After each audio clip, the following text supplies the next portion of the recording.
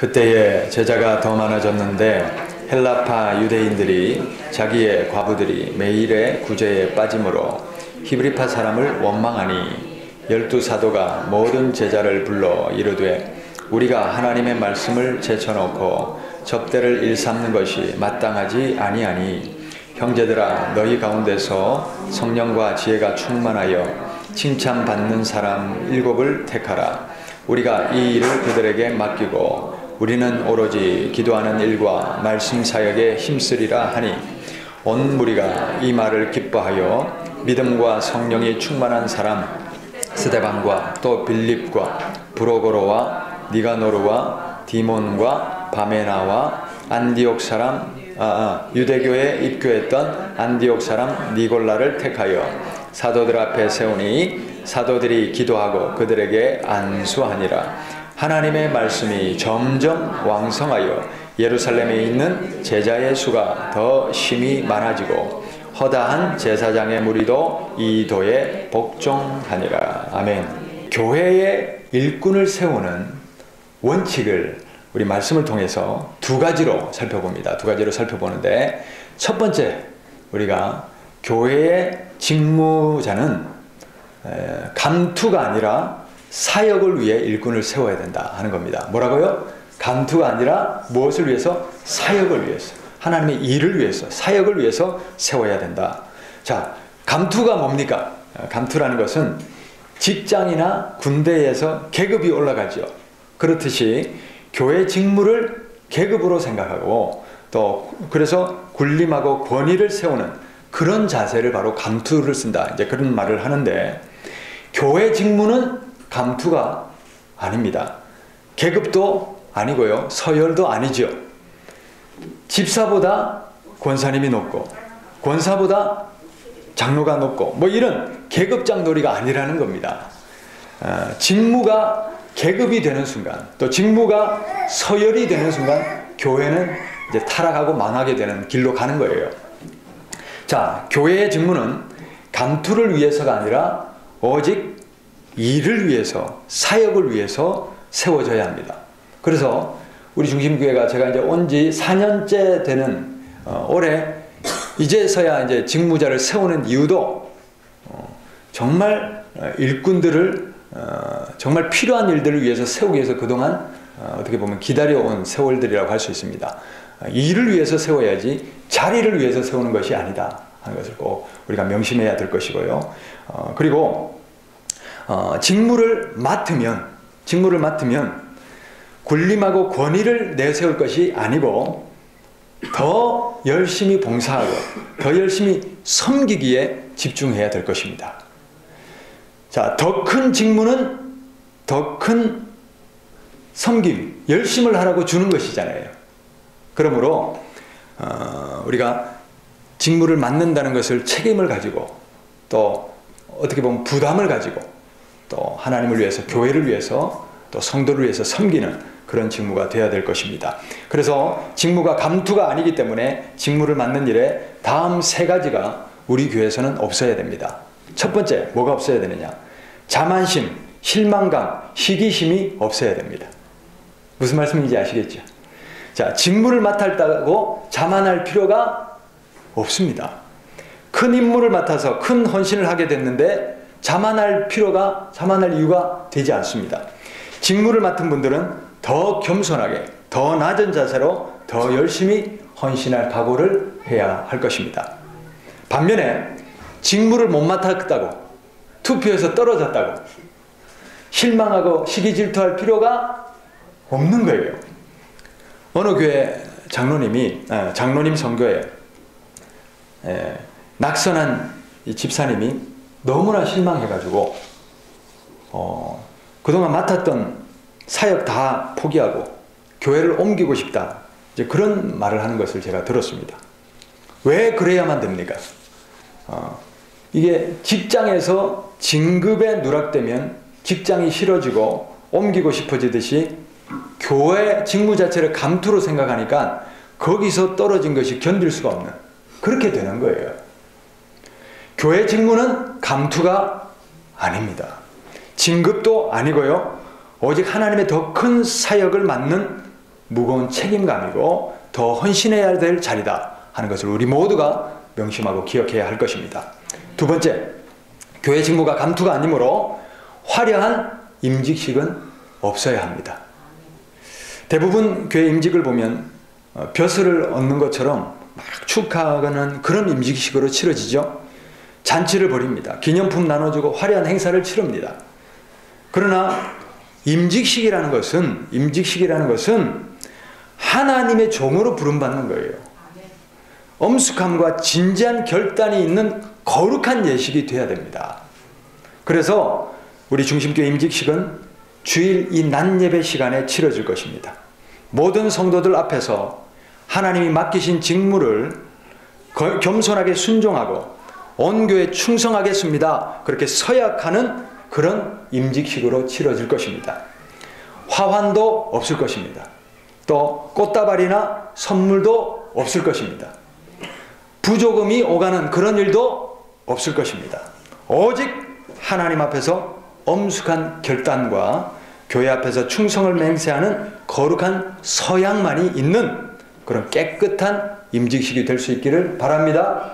우리가 만들어가야 돼요. 그런 것을 만들어가야 됩니다. 세 번째, 교회 직무가 감투가 아니기 때문에 임직자들에게 금품을 갈취하는 일이 없을 것입니다. 제가 이제 부모님들을 보니까 이제 오래전에 항종직 직무를 맡는데 300만 원씩을 교회에서 각출을 하는 걸 봤어요. 이제 화려한 임직식을 치러야 되잖아요. 임직식이 화려해야 되니까 이제 그런 행사 치르는 비, 또 교회 공헌한다는 그런 뜻에서 돈을 걷는 것이에요. 그렇지만 이것 또한 임직에 대한 바른 태도는 아니라고 봅니다. 하나님의 종으로 부름받은 서약하는 일에 화려한 행사가 무슨 필요가 있습니까? 또 직분을 돈으로 사는 것 아니잖아요. 그렇다면 만약에 큰 돈이 오가야 된다면 가난한 성도들은 어떻게 직무를 맡습니까? 이번에 항존직으로 선택받는 분들은 본인이 정말 자발적으로 원하는 감사헌금 외에는 결코 강제적으로 돈을 거둘 생각도 마시고 돈을 낼 생각도 하지 마시기를 바랍니다. 1절 깨끗함으로 우리가 하나님의 부르심, 또 성도들이 직무를 맡겨주심에 감사함으로 임하는 임직이 되어야 이것이 하나님 기뻐하시는 교회가 되는 것입니다. 자, 세 가지 꼭 명심합시다. 교회 직무는 벼슬이나 감투가 아니기 때문에 자만할 필요도 없고요. 또 실망할 필요도, 시기 질투할 필요도 없습니다. 할렐루야. 그래서 선출 맡은 이는 겸손하게 충성하면 되고, 또 맡겨주신 분들은 기도하고 격려하고 위로해주면서 잘 감당할 수 있도록 도와드리면 되는 거예요. 또 화려한 임직식이 없을 것입니다. 그래서 겸손과 헌신 서약만이 있는 거룩한 임직이 될 수 있도록 그렇게 가족들에게도 그렇게 알려주시고 주변에도 그렇게 알려주셔서 거룩하게만 임해 주시기를 바라고요. 또 금품이 오가는 그런 일들 있을 수 없도록 다 협조를 해주시기를 바랍니다. 자, 우리가 이렇게 임직에 대한 올바른 태도를 가지고 더 큰 직무는 더 크게 섬기라고 있는 것이기 때문에 더 낮아져야 돼요. 더 겸손해지고 더 헌신을 필요로 하는 것입니다. 그렇게 하나님께서 맡겨주신 직분을 감당할 때에 하나님이 기뻐하실 줄 믿습니다. 자, 사도행전 오늘 이 6장 1절부터 6절에 보면 왜 직무를 세웠는지 원리가 나와 있어요. 이대로 하면 되는 거예요. 자, 성령이 임했죠. 그래서 성령이 임하니까 이 성령을 받은 사람들이 저마다 자기 재산을 내놓아요. 그래서 서로 간에 그냥 재산을 내놓아서 서로 도우니까 가난한 사람들이 없어지죠.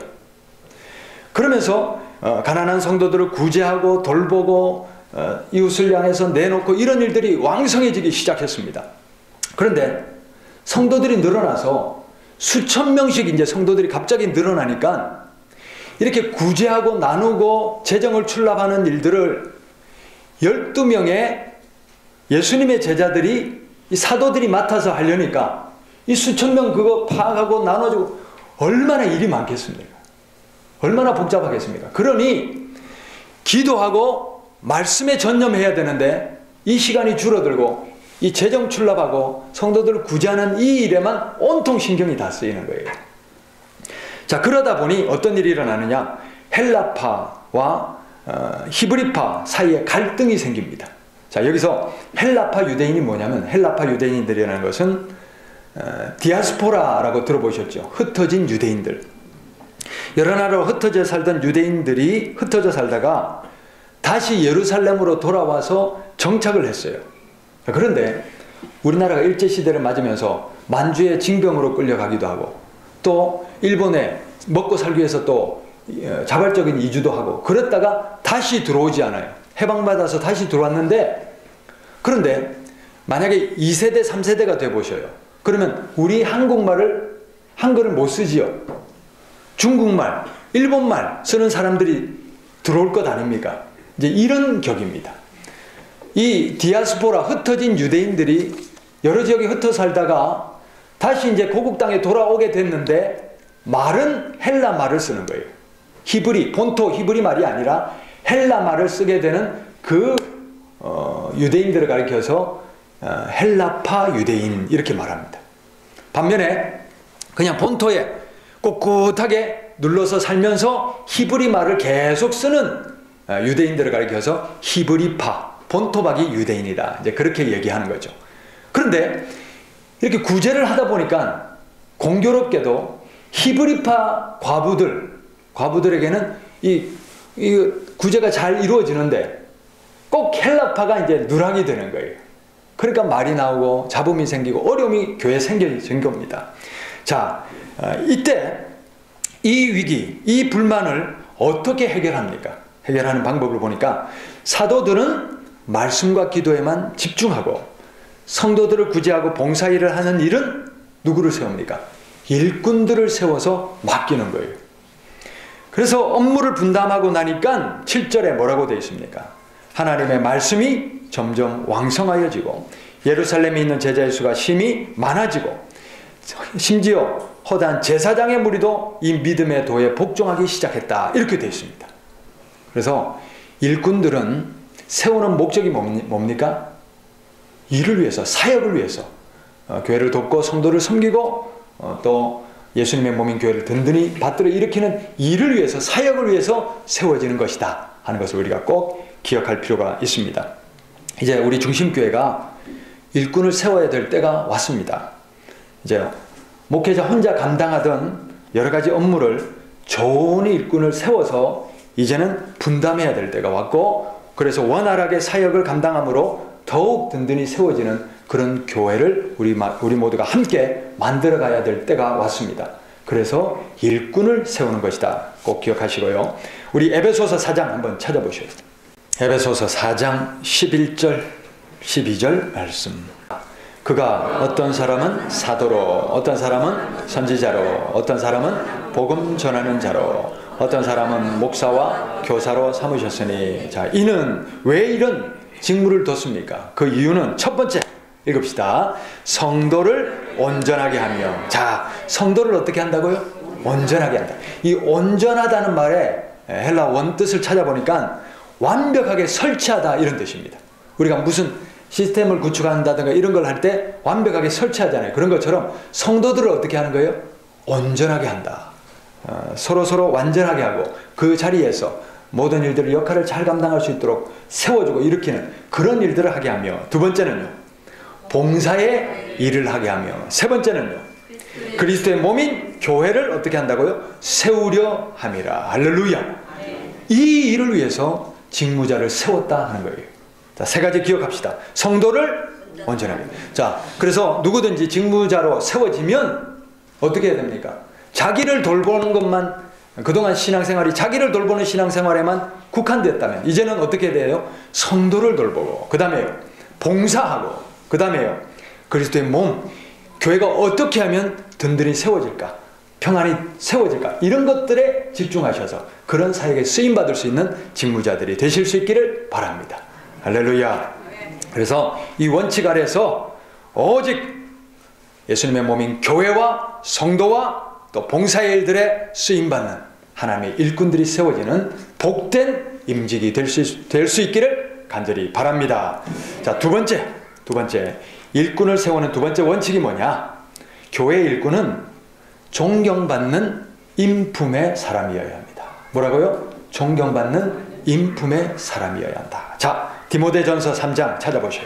디모데전서 3장 1절부터 읽읍시다. 미쁘다 이 말이여 곧 사람이 감독의 직분을 얻으려 함은 선한 일을 사모하는 것이라. 자, 잘 한번 들어보셔요. 미쁘다 이 말은 뭐냐면 믿을만하다 이런 뜻이고, 사람이 감독의 직분, 감독이 누구냐면, 이 감독하다는 말은 돌아보다 이런 뜻입니다. 뭐라고요? 돌아보다, 조사하다, 감독하다. 다시 말하면, 자, 이 당시에 교회들을 보면 사도 혼자서 여러 지역을 이렇게 개척하면서 선교를 해야 되잖아요. 그러면 사도가 12교회면 12교회를 다 감당할 수가 없잖아요. 그러니까 사도가 복음을 전하고 나서 그 교회를 이끌어갈 수 있는 지도자를 세웠는데, 감독을 세웠는데, 그 사람이 바로 교회를 지도하고 이끌고 돌보는 감독이라는 직무의 사람이에요. 그래서 이 감독은 목사가 될 수도 있고 장로가 될 수도 있고요. 그래서 에베소서 20장에 가보면, 사도행전 20장에 가보면 사도 바울이 예루살렘에 가기 전에 에베소 장로들을 청하지요. 장로들을 청하는데 그 장로 보고 사도 바울이 뭐라고 하냐면 너희는 감독자로 세웠다 이렇게 얘기합니다. 그러니까 장로들, 다시 말하면 교회 지도자급, 교회 목회자급 또는 교회 장로급 이런 사람들이 감독의 역할을 했던 것을 볼 수 있습니다. 그래서 감독이라는 것은 교회 전체를 지도하고 또 아우르고 돌보는 그런 임무를 말하는 거예요. 자, 그래서 이 감독의 직분을 얻으려 하면 그것을 사모한다는 거예요. 그걸 요구한다는 거예요. 자, 그런 사람은 선한 일을 사모하는 것이다. 2절. 그러므로 감독은 첫 번째 어떤 사람? 책망할 것이 없는 사람. 두 번째는요, 한 아내의 남편이 되고. 이건 무슨 소리인지 알죠? 일부 다처제에서 여러 부인을 거느리는 그런 사람은 우리 교회에 없잖아요. 그 다음에 세 번째, 절제하고. 절제한다는 말의 원뜻은 술 취하지 않고 스스로 삼가고 이런 뜻이 있습니다. 자, 절제할 줄 알고 술 취하지 않고. 그 다음에 네 번째는요, 신중하고 자제할 줄 안다 이런 뜻이에요. 자제할 줄 알고. 그 다음에 또 뭡니까? 단정하고. 또요, 나그네를 대접하고. 또요, 가르치기를 잘하고. 남에게 베풀고 가르치고 이런 것들을 잘하는 그런 사람 세우시기를 바라고요. 또 3절 뭐라고 되어 있습니까? 술을 즐기지 않고 구타하지 않고 싸움을 좋아한다 이런 뜻이고요. 또요, 오직 관용하며. 이 관용하다의 원뜻은 뭐냐면 공정하다, 공평하다 이런 뜻이 있어요. 그래서 누구는 자기 편을 만들어서 누구는 잘해주고 못해 이런 게 아니고 정말 지도자가 되려면 공평하게 골고루 이렇게 가야 된다 하는 그런 뜻이고, 다투지 아니하고 논쟁하고 언쟁하고 이런 걸 좋아하지 않는다 이런 뜻이고요. 그 다음에 뭡니까? 돈을 사랑하지 아니하며. 또요, 자기 집을 잘 다스려 자녀들로 모든 공손함으로 복종하게 하는 자라야 할지며, 사람이 자기 집을 다스릴 줄 알지 못하면 어찌 하나님의 교회를 돌보리요. 새로 입교한, 새로 개종한 사람도 말지니 교만하여져서 마귀를 정죄하는 그 정죄에 빠질까 하며. 자, 마귀는 정죄받아야 되죠. 마귀는 심판받아야 되죠. 그 심판을 자기가 당하게 될까봐 두렵다 그런 뜻이고요. 그 다음 7절. 또한 외인에게도 선한 증거를 얻은 자라야 할지니 비방과 마귀의 올무에 빠질까 염려하라. 이거는 이제 목회자들이든 장로든 교회를 정말 대표하고 지도해야 할 만한 그런 사람들이 명심해야 될 원칙이고. 그 다음 8절. 이와 같이 집사들도 이렇게 돼 있죠. 지금 우리가 세워야 되는 집사님들 돼 있죠. 자, 잘 기억하셔요. 이제 8절, 9절, 10절 잘 귀담아 들으셔야 됩니다. 자, 집사들도, 이 집사는 디아코노스, 봉사자 이런 뜻이 있는데, 이 집사들도 첫 번째 뭡니까? 정중하고 존경받을 만한 사람이라 해야 된다 이런 뜻이에요. 두 번째는요, 일구이연하며. 여기 가서 저 말 저기 가서 저 말 말이 바뀌면 안 돼요.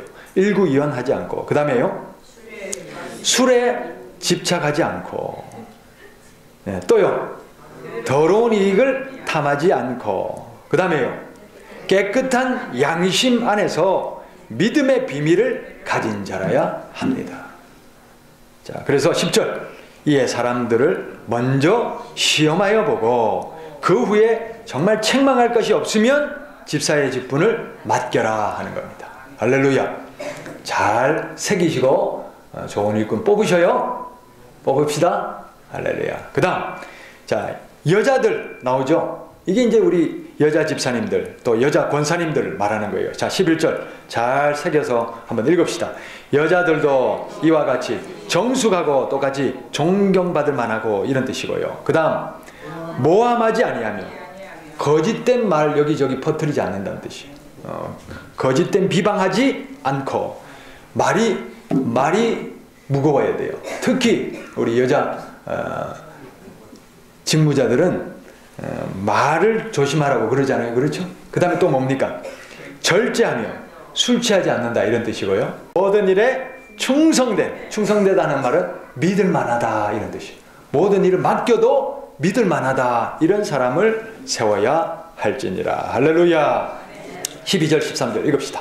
그래서 이렇게 집사들은 한 아내의 남편이 되어 자녀와 자기 집을 잘 다스리는 자일지니, 집사의 직무를 잘한 사람들은 어떻게 됩니까? 아름다운 지위, 훌륭한 지위. 자, 집사의 직무를 잘 섬기고 하면 그 다음에 뭘 얻는다고요? 더 아름다운 지위를 얻는다는 거예요. 그렇죠?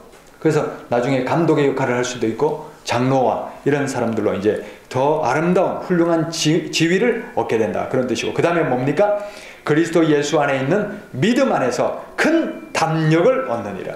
큰 담력, 여기 원래 뜻을 살펴보니까 언권을 가진다, 이런 말이에요. 그러니까 정말 인정받는 사람은 한마디 말을 해도 말이 어떻게 됩니까?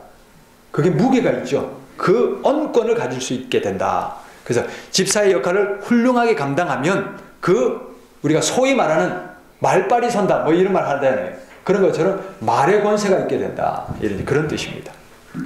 이 부분에 있는 이 말씀들을 잘 새기시고 이런 일꾼들을 잘 세워갈 수 있기를 바랍니다.